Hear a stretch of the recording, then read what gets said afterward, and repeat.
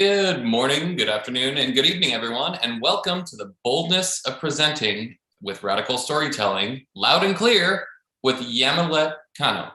My name is Colin Mahan, and I'm a program manager at the NASDAQ Entrepreneurial Center. And for those of you who may not know, the NASDAQ Center is a nonprofit that is building a better path for entrepreneurs worldwide by improving inclusion, access, and knowledge in entrepreneurship. As you may have just seen in the chat, the NASDAQ Center, along with our partner Mentor Cloud, launched a free mentor matching platform for entrepreneurs called Mentor Makers. You can create your own advisory board to guide and inspire you with in-the-moment mentorship from topic experts and professionals dedicated to providing exceptional mentorship to entrepreneurs across all races, industries, and geographies. So find or become a mentor today by using the link in the chat. Mentorship matters to all entrepreneurs. Their success is dependent on it. Quick housekeeping, we're going to open up for live Q&A at the end of the event, so please submit your questions for us in the Q&A function at the bottom of your screen throughout the presentation. Now, none of what we do here at the center could be possible without all the amazing support from our sponsors, including NASDAQ, Lehigh University, Bank of the West, KPMG, Wilson Sonsini, Woodruff Sawyer, and BPM. We're grateful and humbled by their contributions.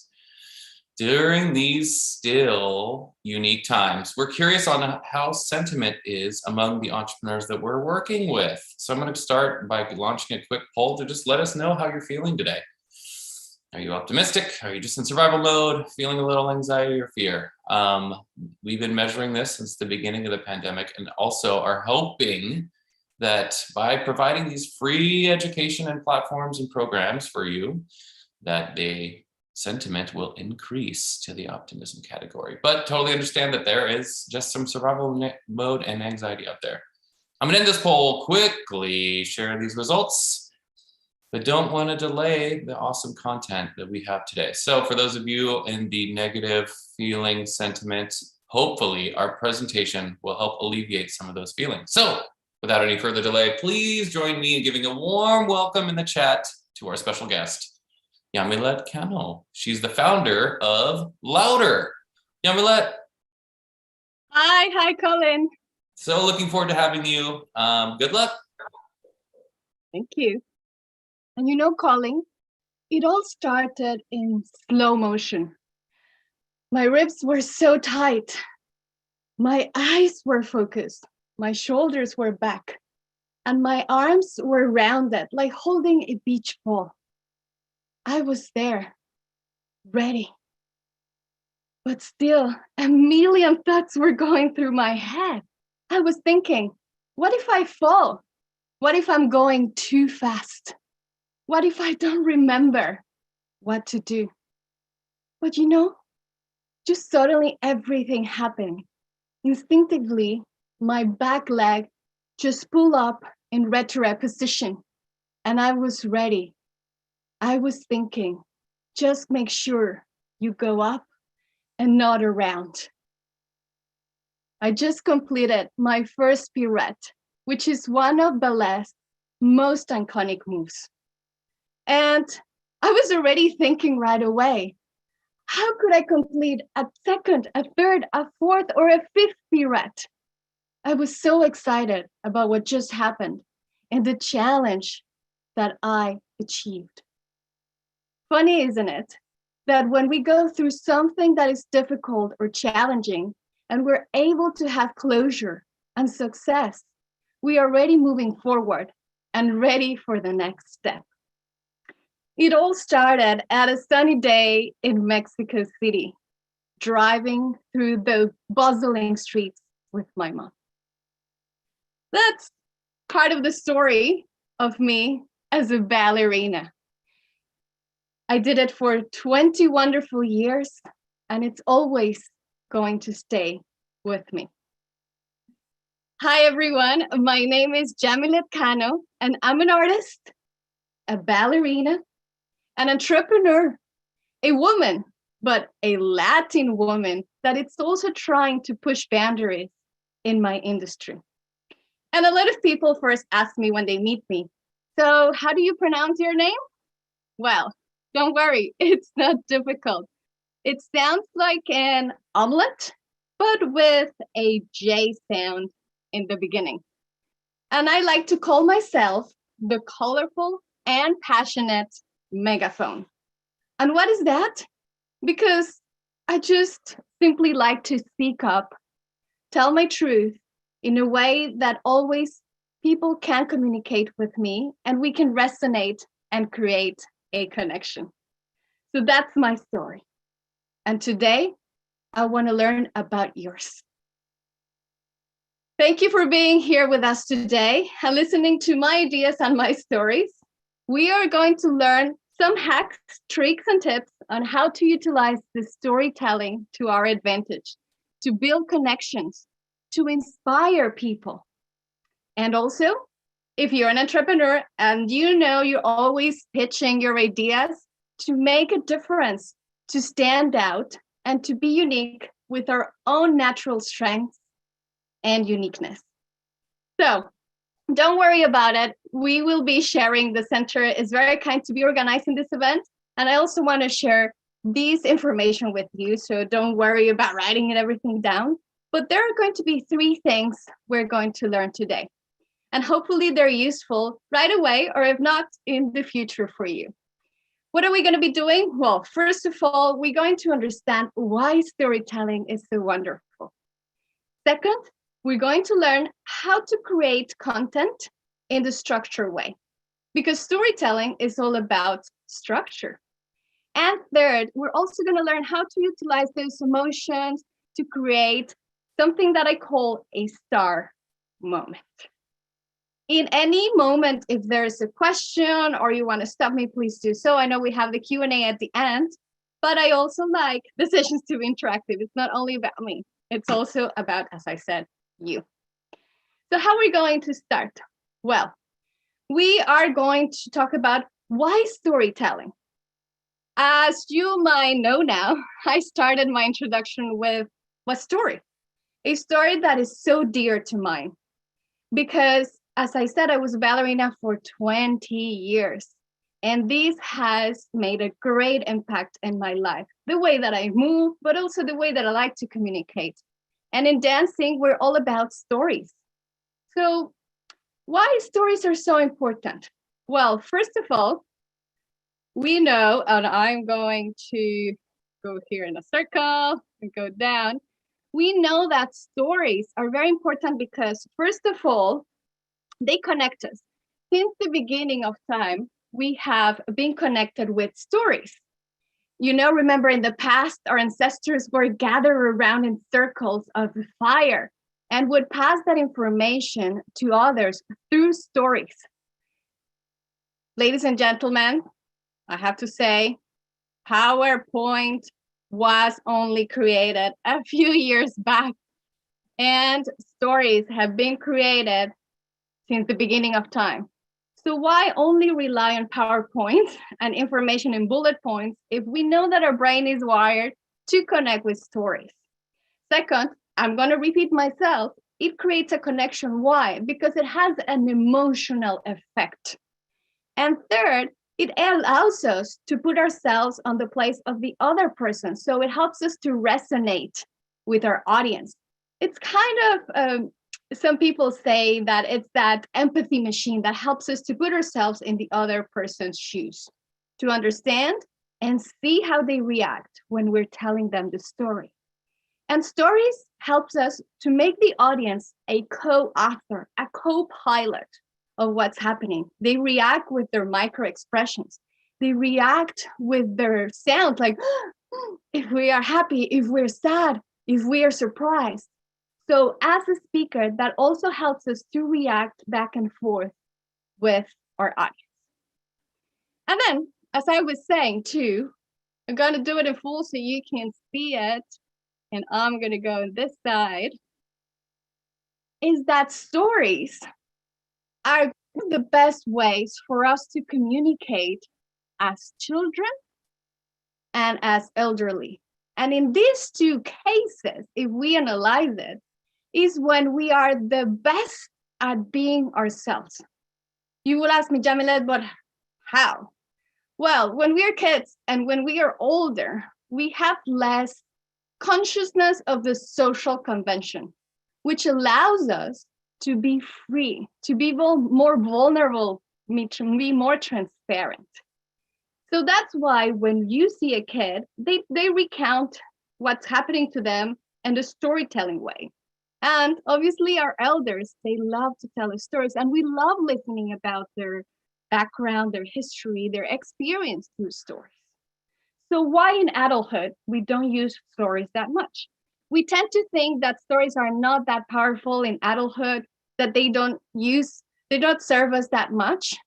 But you know what? One of the reasons we don't use storytelling when we are adults is more because of this consciousness, this social convention idea that we have about ourselves. We are more of a critic. And you may know that the worst critic is oneself. So let's think about this information that when we are kids and we are elders, we are showing the best version of ourselves. So why don't we do it when you're adults? So this would be one of the things. It all starts with you. And I always say this. I can give you all the bells and whistles. I can show you all the tools and the information. But if you don't believe in yourself, if you don't have that confidence about what you have and what you need to work on, then it's not going to be an interesting, impactful story for you. So we should use stories more in an adulthood time, because that's when we are being the best at ourselves. And the other thing, as I said before, stories are great because we can release the good feeling hormones. And which are these hormones? And a lot of you may already know, but there's 3 of these hormones that are released when someone tells us a story. And the first one is dopamine. And dopamine is when someone tells you a surprising story or something that has a cliffhanger, you start feeling that excitement. So there's also a way for us to control how people are going to feel and their emotions depending on the stories that we tell and the structure that we give to those stories. So make sure that if you want someone to feel that excitement, to utilize sentences or a structure that we use a cliffhanger or suspense. Remember in my story about my first pirouette, I was telling you that I was there. I was already thinking, what if this happens? What if that happens? And you may already be thinking and having an image of myself trying to do a pirouette. For those who know dance or perhaps ballet, you've already noted, oh yeah, she's a ballerina. But for those who doesn't know about ballet, maybe you were thinking, what is she talking about? What is this going to be the result? So you already had that little suspense. You added with voice and pause, cadence, and other things, but the structure of the story perhaps already delivers some dopamine. The second good feel hormone is oxytocin. And this one is when we want to create empathy. When we want to connect with someone at the more personal level. We don't have to disclose all of our information. You don't have to tell your friends about everything in your life. But if you want someone to feel that empathy, we need to create stories that are surrounded a little bit more into, I would say, a message that would showcase a challenge. It doesn't have to be sad all the time, but it helps that you are vulnerable and authentic. That's the other thing. As I said in the beginning, it all starts with you. If we are not authentic, it's just only going to sound and look like you're playing a persona that it doesn't equate to your real self. So if we want someone to feel for us, we can utilize this story for releasing oxytocin. And I'm sure all of us, we have those stories where we say, you know what? It was that difficult time. After I finished my pirouette, I was already thinking about all of these possibilities of a second, a third, a fourth, a fifth pirouette. But I was going around in circles like today. I didn't know what to do.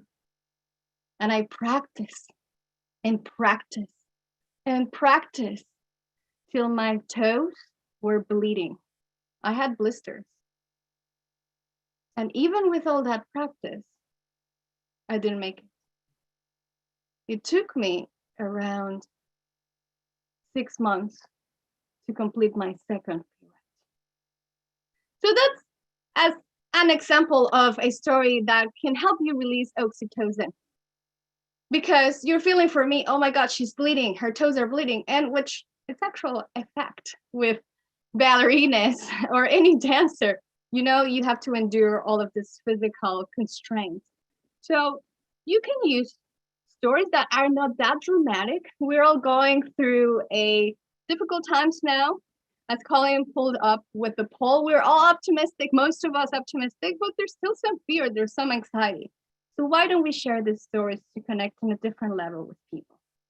And because storytelling is helping us to connect, it will help us to create long-lasting relationships, which in business, it's very important. Especially in difficult times, you want to have those bonds with people that trust you and that you trust, so business can move forward. And as we know, we have our next hormone, which is the endorphins. And this one is quite easy to release when we're telling a story. If you consider yourself a little bit more humorous or funny, we can utilize these to release endorphins. You don't have to be a comedian. To be fair, I've never thought of myself as being super funny. And most of the stories that I tell are more about that emotional battle or the artistic side, but still there could be some fun parts about it. So if you want to release endorphins with your audience, you can utilize some fun elements, a joke, or just say, for example, for me, sometimes it happens that perhaps I mispronounce something or my enunciation is not super crisp. So I just say, well, yeah, it's my Mexican accent. I can make fun of myself, right? Because I'm from Mexico and perhaps my accent sometimes makes me stumble. So I can make fun of that.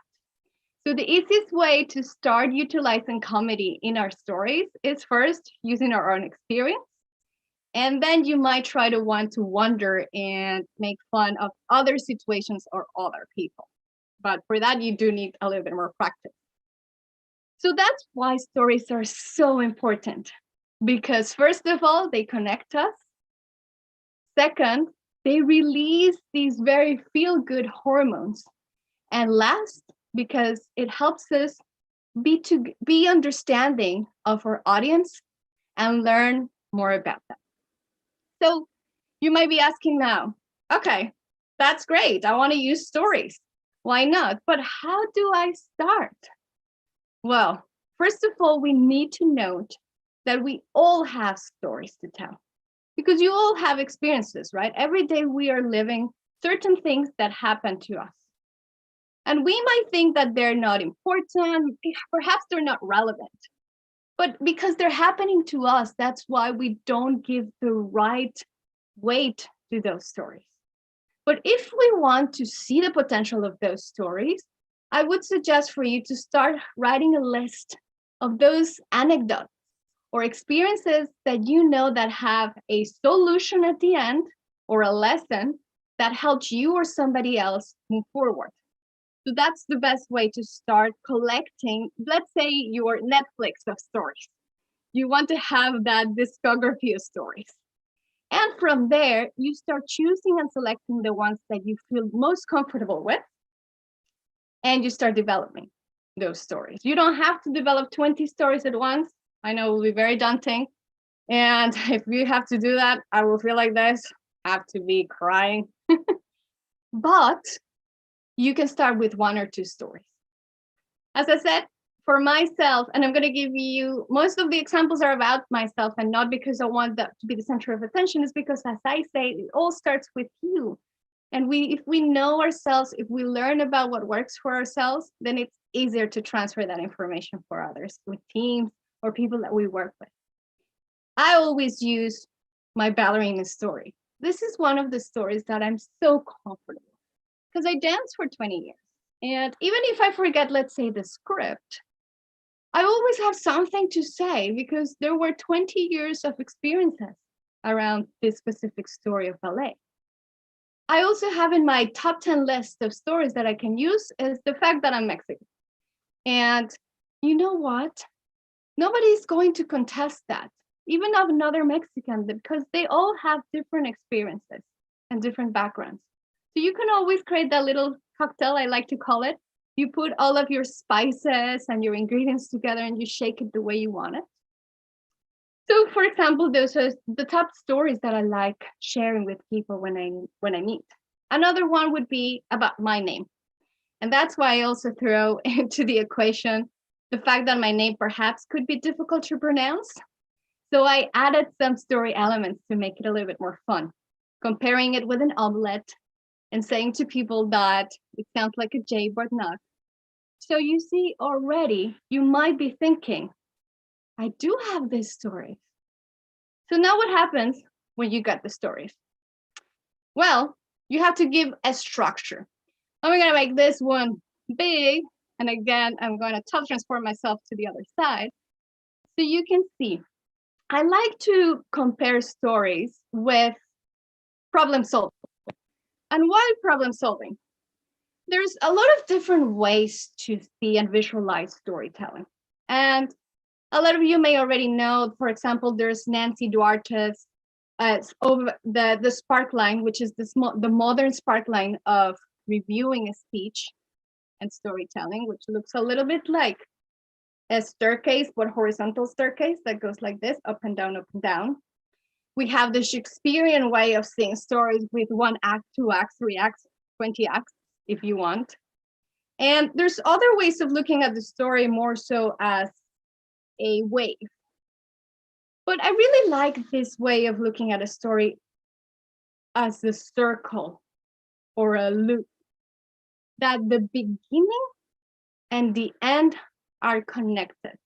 And it all has to go through a process, but at the end of it, beginning and end, they have to make sense.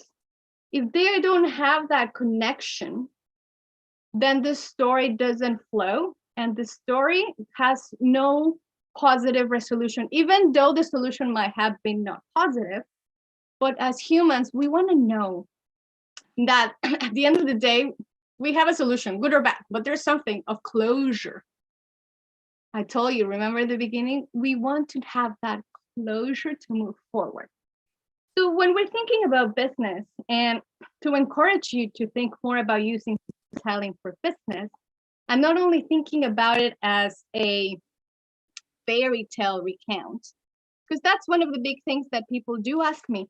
You know, Yamilette, I think that if I use storytelling, I'm going to have to start with once upon a time in a far, far away land, which that's nice. But nobody's going to take you seriously if you do that out of context. So with business storytelling, we first of all don't have to start with once upon a time.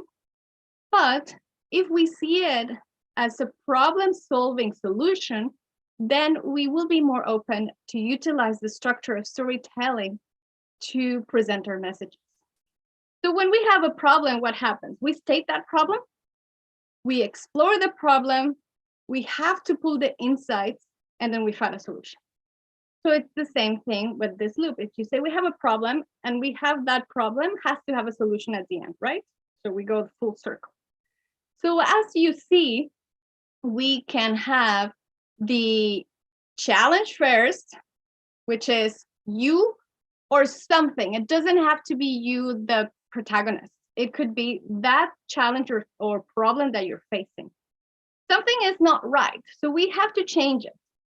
So in order to achieve change and transformation, we have to go through a process of uncertainty.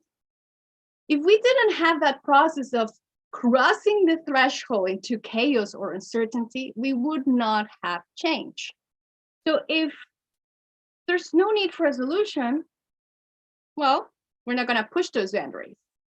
So when we face something challenging, we do need to find that closure. Hence, we go and find the chaos, all the alternatives, you know, when we are in that threshold of what do I do now?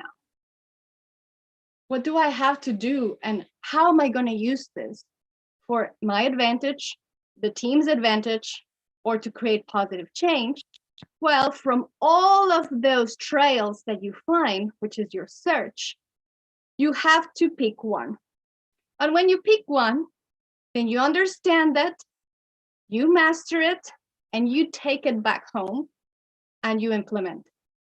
So that solution, that challenge that you have in the beginning goes back to a solution at the end. And this loop can go zoop, close, and then another loop, and then another loop. So they can be interconnected. It doesn't have to be one. But this is the beauty about visualizing storytelling as a loop and as a problem-solving option for your challenges. So when we have this visual about how storytelling can look like, what do I need to have in my structure for it to make sense? Well, first of all, we need a hook. We need something that's going to captivate the attention of your audience. And by hook, again, I do not mean that you're going to start saying, once upon a time, let me tell you a story. Because then that's when people already going to be reactive at, I'm not sure if I want this, kiddie stuff. No, you don't have to start like that. You can start simple. It's very important to be simple. And you can start with sentences like, this reminds me when, something very important. I learned so much from my 3-year-old niece because I was going through this idea, blah, blah, blah, blah. I said, thank you, Colin. And you know what? Everything started in slow motion. I didn't tell you, oh, I'm going to tell you my story of dancing. That's already very bullet pointy. You know what? My name is Yamilette. I'm going to tell you my story about dancing because I danced 20 years. And now I'm a public speaker, professional coach. Again, I'm just regurgitating my CV, which you can find online. You can go to my LinkedIn. All of that's available. But you want to listen and hear things that perhaps you might not find online. So that was my way of hooking you and start my story. So it's very important to have a hook. And you should find that way that works for you in terms of how do you want to deliver. Second, we need context. Why context? Well, if we don't give at least a time and place, a place, where this happens, most people may question, is this really a real story? Did you really experience these? Did it really happen?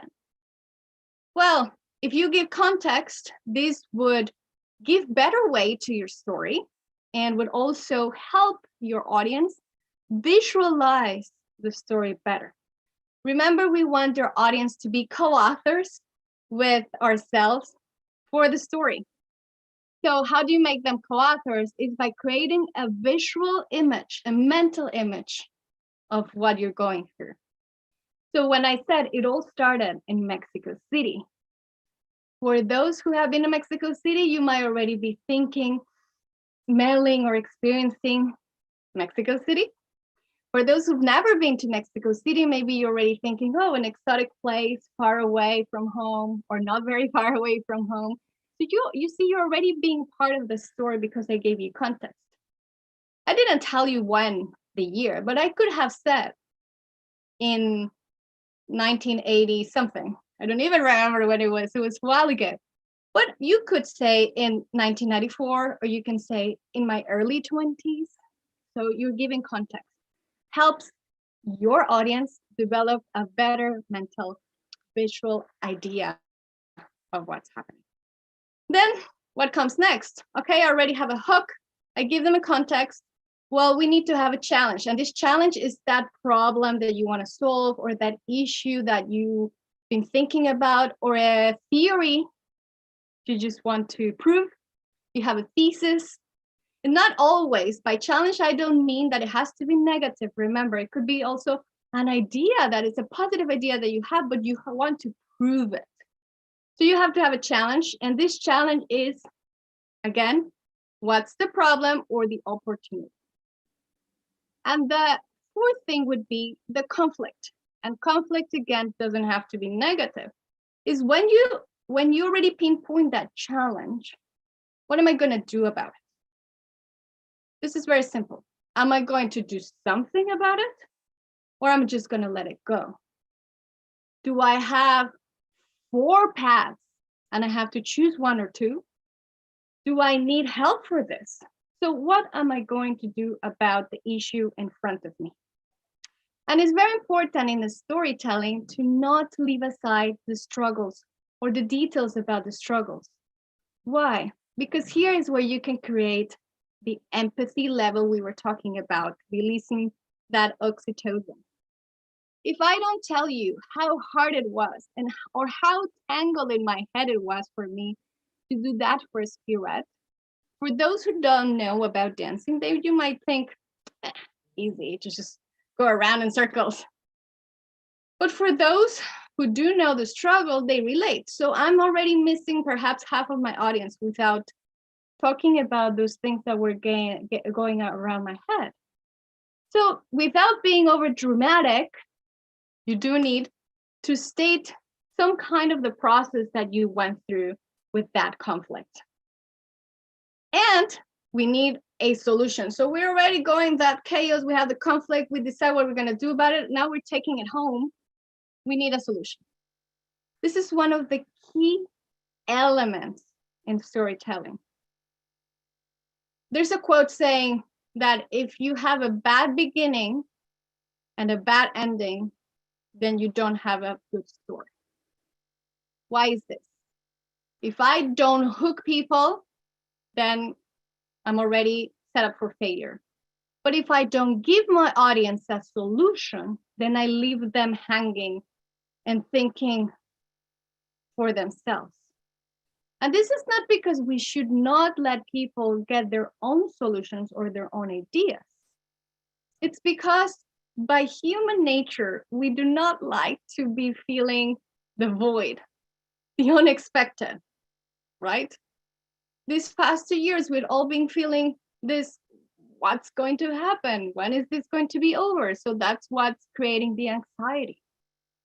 So if you want people to feel more at ease, even if you are sharing bad news, you need to give them some kind of solution.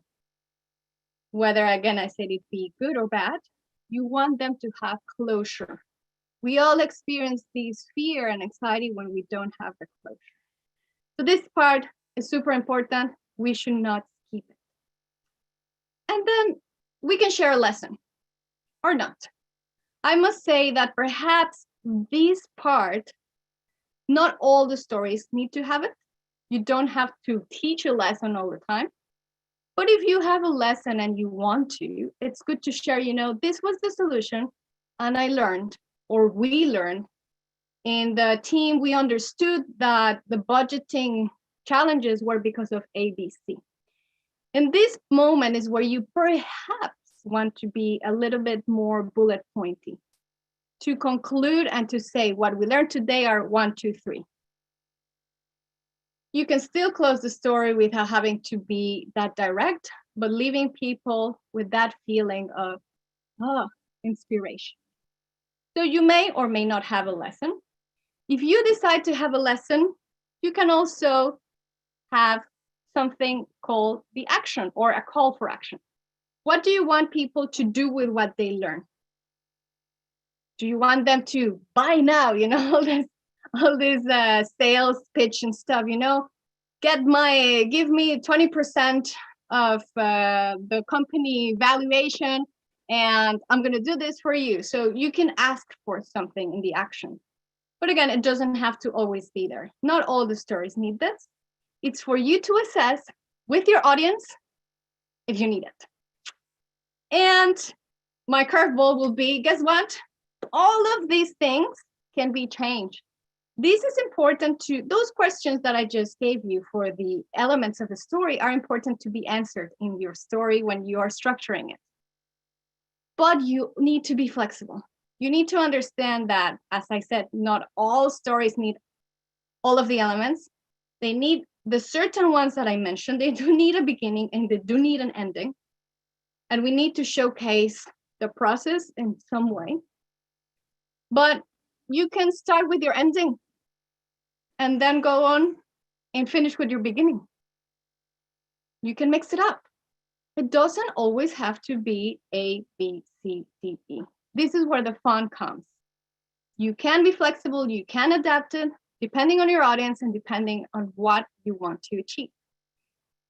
And I'm gonna repeat myself and repeat myself. It all starts with you. Because if you don't know what you want to deliver, how do you want to deliver, which is the emotion do you want to imprint in your audience, then there's nothing you can do, even with all the bells and whistles, all the hacks and the tips about using storytelling. So I would encourage you to learn about yourself, what makes you tick, what makes you shine, what are your strengths and your weaknesses, and how can you use them to your advantage? Because then it would be more transparent and authentic. And going through that, I want to see how can we shine? How can we shine with the story? How can I make an impact? Well, when we are delivering content online, now we have all these tech tools and softwares and things we can use, videos and images, and that makes it a little bit more exciting. Like I'm using this app, it's super cool. If you have not heard about it, it's called I'm sure Isis or Colin will be sharing some information about it. You can utilize it to have your slides like a TV presentation, and even has some cool features. You see, it can be green and match my slide. Could be used as talking about my mood today. Oh, yeah, I'm feeling so green. Or I can go film mode, or that, just go normal. But the only way to leave something behind that it's unexpected and unique is by understanding how can you use it, utilizing what you have in your hands, like technology perhaps. If you're doing it live, well, there's other things, but we need to understand how do we feel very comfortable doing it. So these are my tips to deliver something called the S.T.A.R moment, which is something they would always remember. We want to deliver something that people would always remember in your presentation. Whether it be with, as I said already, a video, would be some special effects, special sound effects, maybe a play, you want to do role play, maybe you just want to turn off the lights and show a film. You choose. Another way to deliver a S.T.A.R moment is by utilizing different kind of pitch, tone, and cadence throughout your presentation. So don't be afraid to utilize your different tones. We all have different tones. We can all go high, we can all go low. It's all about the practice. So play with your voice, play with your pitch, and especially play with that cadence, because we are afraid of silence most of the time. But it's a great way to build momentum and suspense. It's a great way to make people think about what you're asking. So if you're asking a question, ask the question and stop. Let them think. Don't be afraid of that. And also, you know what? Quick tip, it's a great way to stop using fillers. We all have fillers, you know, the ams and the hms and all that. If you pause, you think, then you might be not using those fillers. The other way to deliver something that we'll always remember is with your body language. And this was a question addressed by our attendees beforehand, which is, I love using my hands and I speak with my hands and my body. Is that too much? Well, I would have to say, again, it depends on you. It depends how comfortable you feel. If you don't feel very comfortable using your hands and suddenly you start doing this and talking like this, obviously it's going to be uncomfortable for the audience. Obviously it's going to be too much. You have to find that sweet spot and balance. I like to call it your ideal frequency. It's like music. You have the music line and it can go up and down depending on the tune, right? Not all music is always high, high, high, high, high, high, or always down, down, down. You need to find a flow. It's that melody, your rhythm and rhyme. To practice in front of the mirror using your body language. And the other thing that body language needs to do is to help support all of your communication tracks. I'm supporting my voice, my speech, my vocal speech with my body language. If I use my body language without a technique or a structure, then it would look silly.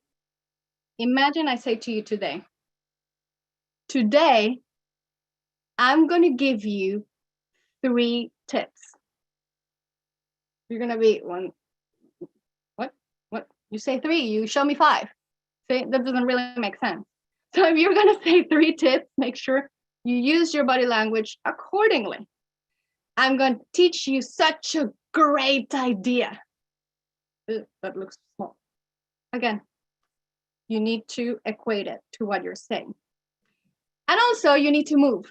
Online is very difficult to be moving around because, for example, myself, if I do this, you miss me. If I do that, again, I'm disappearing. So you have to be aware of your frame. But a way to move online is to do it more back and forth. Don't be afraid of that. Why? Because the online is a 2D medium. So if you don't use that to create a 3D exposure, then you're going to look very flat. When we're doing it live, it's easier. Don't be afraid to use your space, to move a little bit, to use your head up, down, sideways, more than only your hands, also your whole body. Don't walk around like a crazy lion, but use it in a moderate way. And well, we need stature. We need to stand up and have a good posture, but with stature. What do I mean by stature? It's that little extra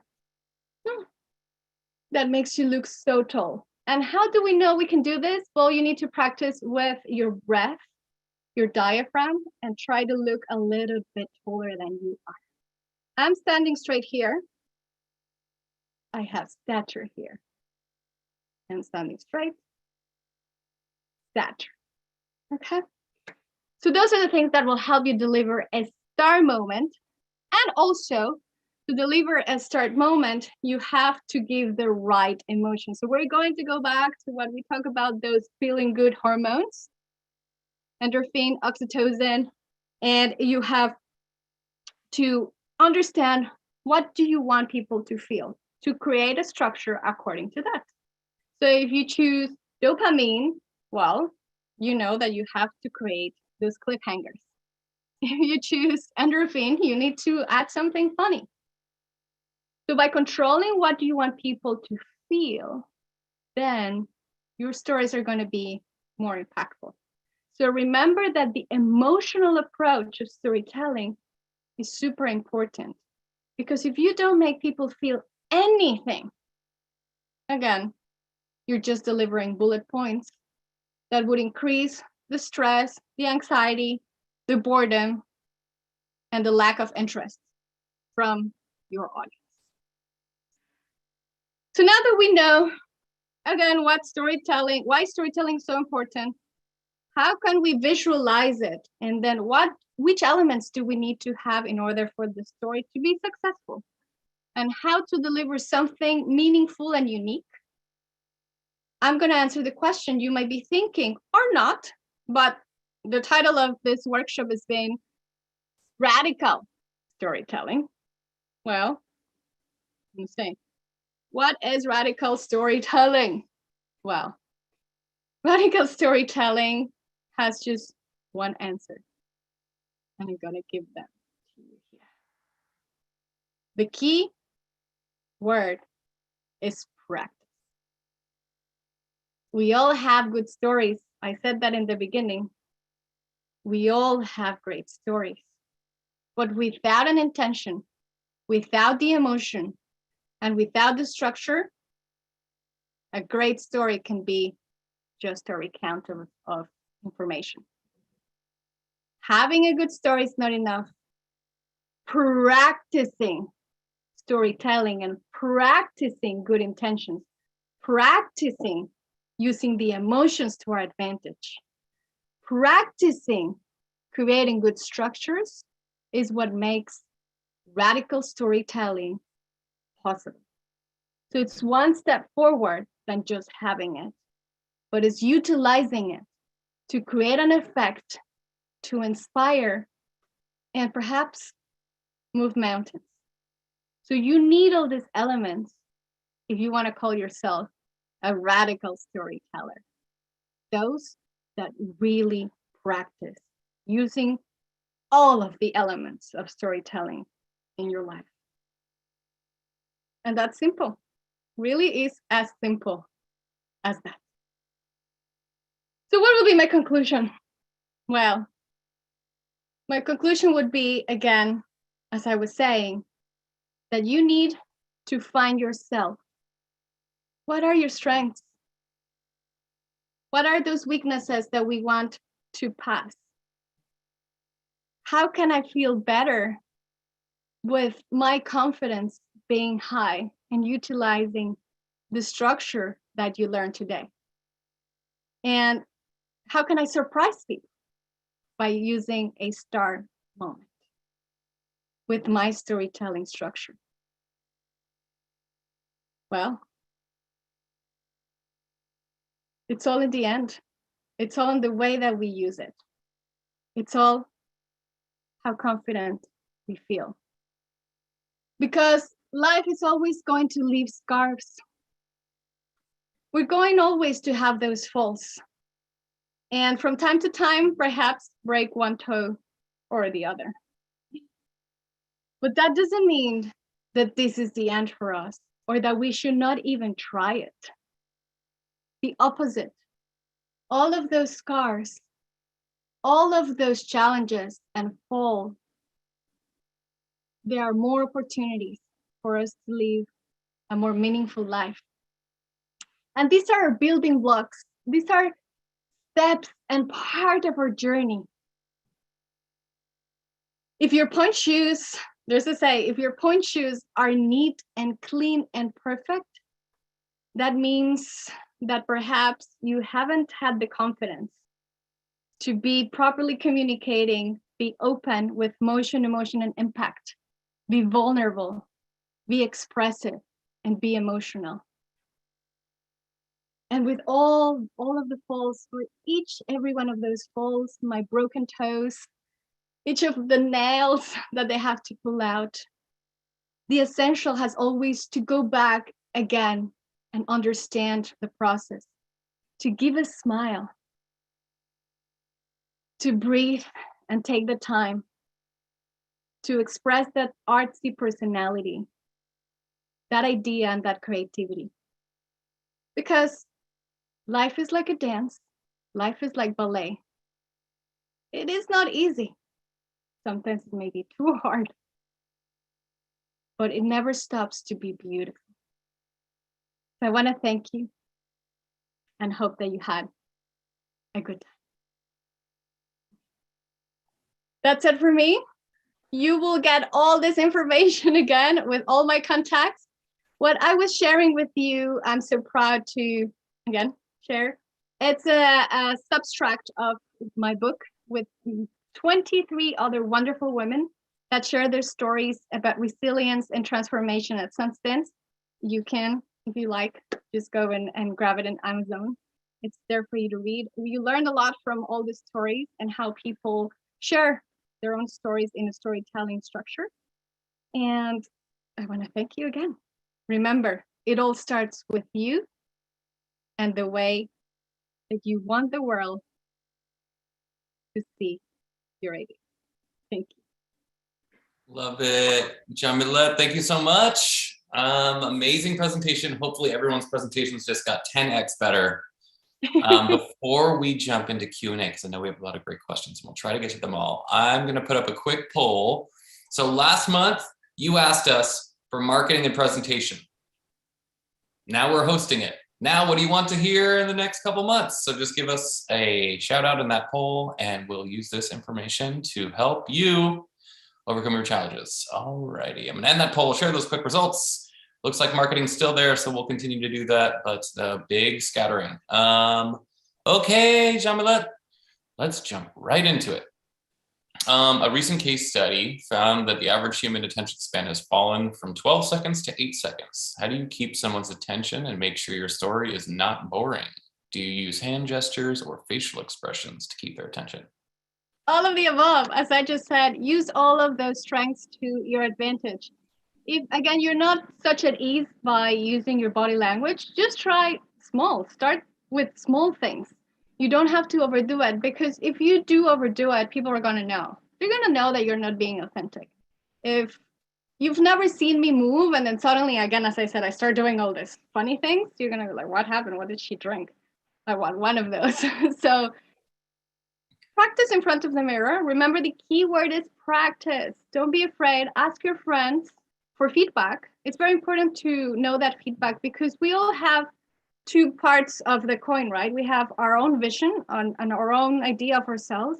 And what about what the world thinks? It doesn't mean that that's going to determine you, but it does make a difference to understand what other people think for you to craft and create a better self. If everybody thinks that I'm not funny and I keep telling those bad jokes, then I'm not helping myself. So if you ask for feedback and then I understand that people don't find me funny, then I will work on my jokes. So don't be afraid to ask and practice. Great advice. All right. How do you tell a story in an email? This is the same thing what I just said. You write down all of those ideas. You make a list of the stories or the thing that you want to communicate. You need to answer those questions of the structure. Not all the emails have to have a lesson or an action. But if you decide, you need to understand where do they land. And then from there, you start writing the content that needs to have a flow. It needs to be connected. Again, don't do bullet points. We are all bored about bullet points. You want to be direct. It doesn't have to be a 20-page email. It can be just a one paragraph. But still, if it answers all of those questions, and you know that people, even by reading it, are going to feel something, then you have succeeded. How do they feel by reading? Because they're not looking at you, they're not listening to your tone of voice. Well, by picking the right words. So if you really want to make them understand the urgency, use words that are of urgency. If you want them to know that something is super important for you, use words that are over the top, like perhaps wonderful, or I love doing this instead of I like. So then when people read, they can understand that that's super important for you, not just neutral. So don't be afraid of exploring vocabulary and using more colorful, I like to call it colorful words. I love it. There's a couple questions here on the length of the story. So any advice around that?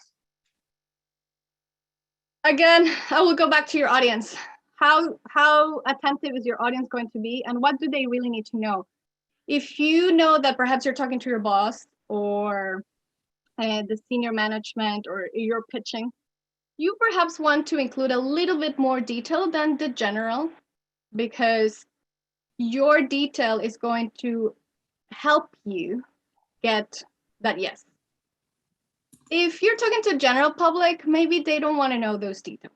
If you're just doing a general presentation and you say, and I heard this before from another presenter saying, you know, I love my dog. If you say that, most people can relate. Oh, dogs or cats, even if you have a cat or a fish. But you don't have to say, I love my dog because he licks me every morning when I wake up. And then when I give him food, da da da da da. Okay, I understand you love your dog. He's your best friend. So think about, how would you react to those details if you were to be the person you're presenting to?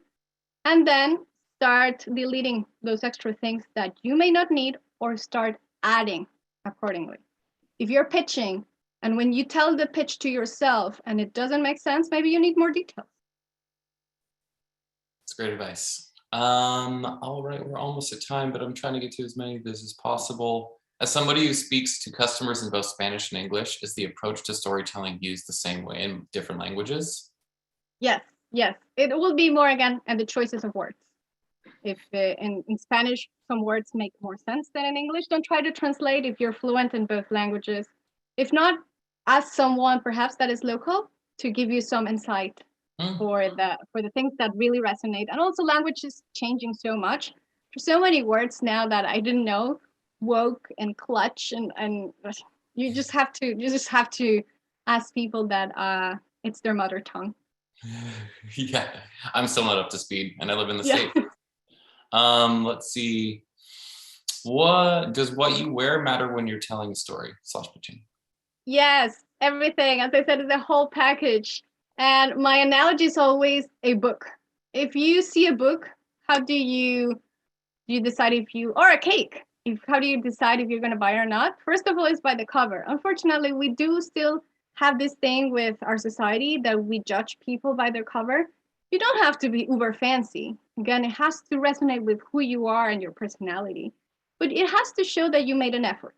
Cannot just walking with slippers and your pajamas, even if normally that's your personality. But when we are showcasing ourselves to the world, we should make an effort and even have those little details that start already creating a conversation. For example, we were just talking backstage before this presentation, and Isis mentioned, "Oh, you have purple. I see you constantly wearing purple." And I did say, "Yes, I like purple, but I have connected purple with the fact that we have the mentor makers movement and the purple color is the main color. So now when I'm presenting with you or anything doing around the mentor makers or NASDAQ, I try to make the effort to wear something purple." Well, we appreciate that. And for some reason, because our space is blue, all of my shirts are blue. So I totally feel that. You do need to feel comfortable to move too. If you're too stiff, yeah, it won't help you. Awesome. That's great advice. Well, we're at time, but Yamilette, thank you so much for sharing your insights and your wisdom with our community. If there's one thing that you want our community to take away today with the boldness of presenting with radical storytelling, what would it be? Don't be afraid, be bold. And to your level of boldness, again, it's not about copying someone else. If you admire someone and you want to be like that person, yes, it's important to work on those elements that you admire, but with your own stamp, and practice using storytelling so you can be a radical storyteller, not just have good stories. Practice using the emotion and practice having a structure and an intention. It's very important to have an intention. That's great. Well, thank you so much. And for everybody still on, thanks for joining us. We look forward to hosting you all in the future online and hope you all have a good morning, good afternoon, and good evening. Thanks again, Yamilette. Thank you. You can connect with me. You have other questions. I'm always happy to connect with everyone. Great. Appreciate it. Have a good one, everyone.